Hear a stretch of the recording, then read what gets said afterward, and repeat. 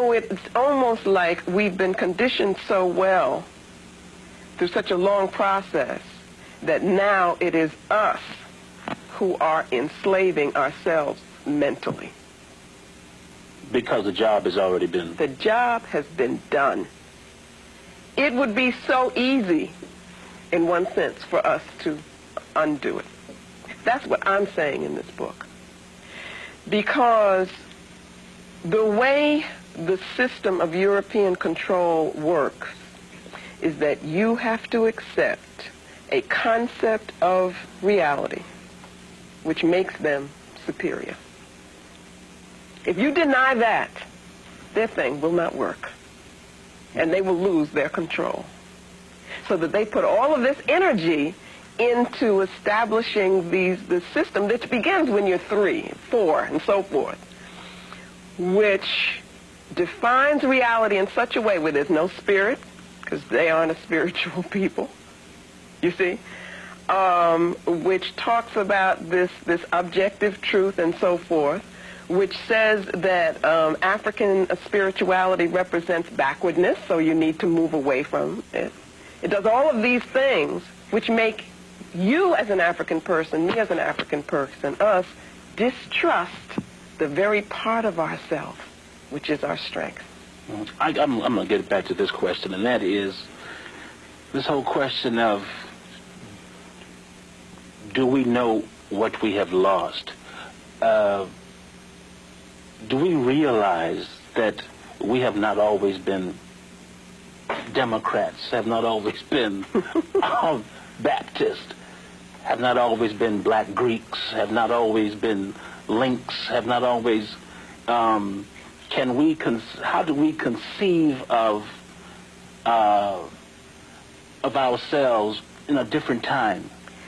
I think that there is a lot that is being done within the movement of African-centered education in that regard. In terms of, I think we have more information now that we've ever had before. And I have seen the effect of that information. That is very important, that people do begin to realize and understand, first of all, how young Europe is in relationship to Africa, and what we were putting into place, creating, building, conceiving of long before Europe existed. When you open people's minds to that, it can have a lot of power. So that I think that generally we have not understood that, but we have an opportunity to do so because of the work of many people now that is building on work that was done before that we didn't know about. Other cultures have exhibited aggression, imperialistic tendencies. What accounts for Europe's success? I'm glad you got to that question.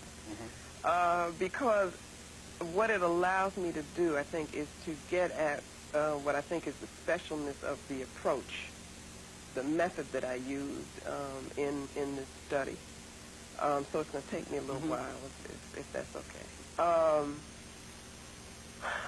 I said to myself that, and this definitely was with the help of the ancestors, I want to, affirm that, by the way, that it was not... Why is that important? That's important because of our concept of connectedness, our concept of the universe, that it's not just words to talk of a spiritual universe and our spirituality as a people, but we've got to understand where our energy comes from. And I know that that's where mine came from. So this is ours. This belongs to us.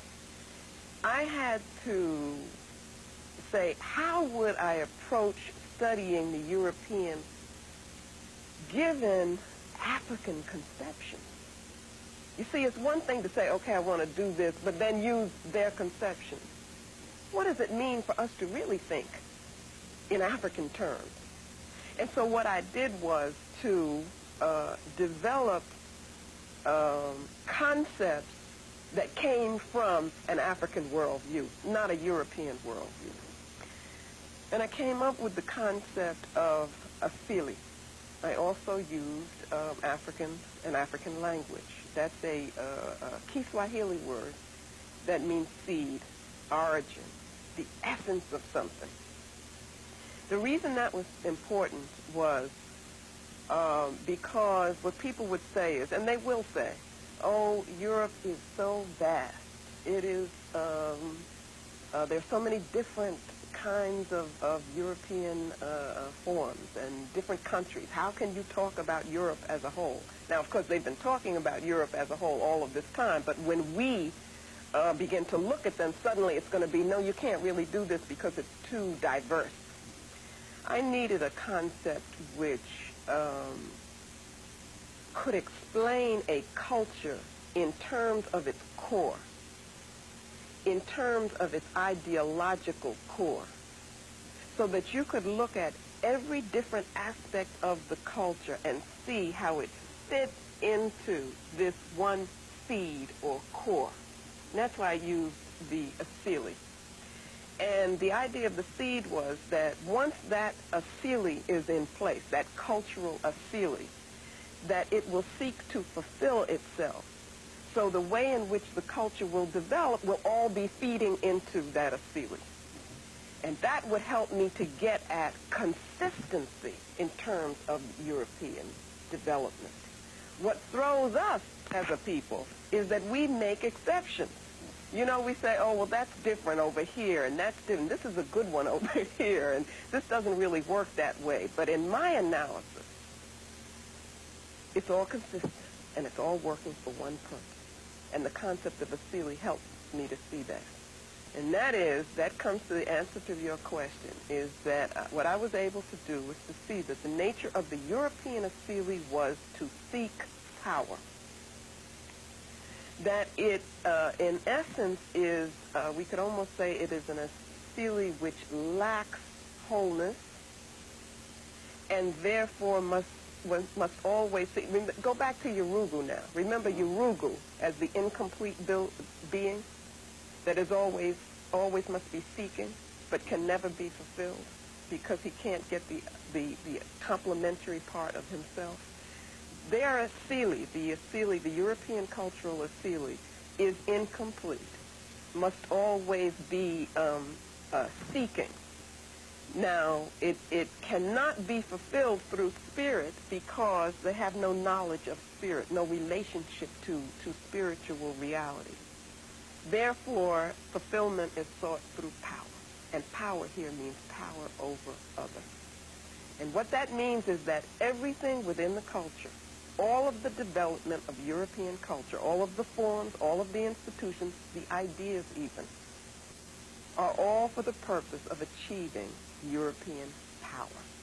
Now, your question was, if we can recognize that there have been imperialistic behaviors in other cultures, then what is the difference between European culture and these other cultures? And the answer is that Europeans have been most successful at achieving